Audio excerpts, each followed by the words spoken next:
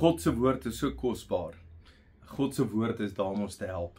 Beste ding wat jy kan doen is om meer van God se woord in jou lewe te kry. Ons praat die week oor kwaad word. Daar is 'n klomp tekste en die moeilikheid is ons dink ek het reg om kwaad te word. Maar eintlik lyk dit vir my die Here wil nie ons moet kwaad word nie. Dat die duiwel gebruik kwaad word. Nou sê Efesiërs 4 vers 26. Moenie sondig as jy kwaad word nie. Moenie tot die aand kwaad bly en die duiwel so hou vas gee nie. So jy moet nou iets onthou, dat die duiwel wil kom en steel van jou. Hy wil 'n hou vas in jou lewe kry. Die Amplified sê to manipulate you. Jou te manipuleer. So moenie kwaad bly nie. Hy sê, so kom ek lees weer, moenie sondig as jy kwaad word nie. Want dis wanneer jy goed sê wat seer maak, wat lelik is, jy doen goed wat verkeerd is, en dan wag ellende op jou. Hy sê, moenie 'n dag kwaad afsluit nie.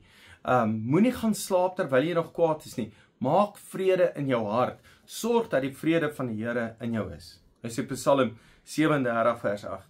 Moenie kwaad word nie. Laat staan die woede, moet jou nie ontstel nie, dit bring net ellende. So ek dink uit kwaad word is daar niks goed nie. Dit bring net ellende. Dit bring net moeilikheid. Spreuke 22 vers 24-25. Hy sê moenie vriende maak met 'n humørige mens nie. Bly ver weg van een wat ongeduldig is. Jy moenie dalk sy maniere by hom aanleer nie. Dit sal die oorsaak word van jou eie ondergang. So jy leer by mense en dan word jy net so ongeduldig en net so kwaad. Nou kan ek iets sê, pa, ma, jou kind is baie keer kwaai, baie keer word kwaad, hy's ongeduldig. Waar leer hy dit? Waar leer hy dit?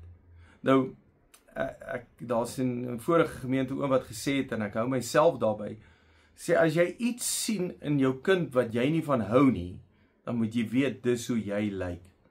Jou kind daar skop en skreeu en stilstype kry of ongelukkig vloek en skel as hy kwaad is, dan moet jy weet dis hoe jy lyk. Want hy leer, want hy kan dit nie help nie. Sy pa is meerig, sy ma is meerig. Hy kan tog nie wegbly van jou nie. Maar daar by die skool, daar by die werk, daar by jou vriende, bly ver weg van iemand wat ongeduldig is. Moenie kwaad word nie. Moenie son laat sak in jou woede nie.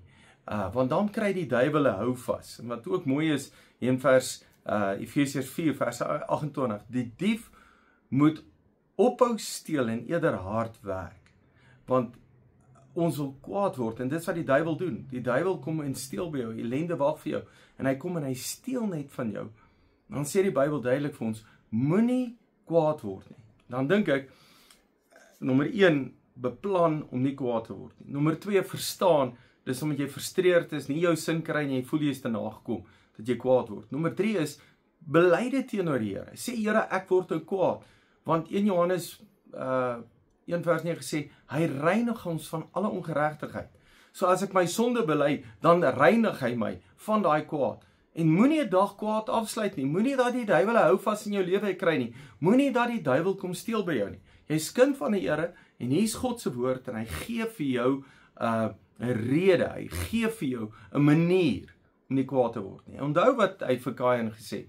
Hy sê as jy gaan sondig, die duiwel lê daar in die donker. Hy lê en wag vir jou daar om jou deur. As jy uitstap, dan vat hy jou. Jy dink jy's vry, jy dink jy's fyn, maar in die volgende oomblik dan kom die duiwel en hy vernietig. Die duiwel kom en steel, die duiwel kom en manipuleer. So hou dit uit jou huis uit.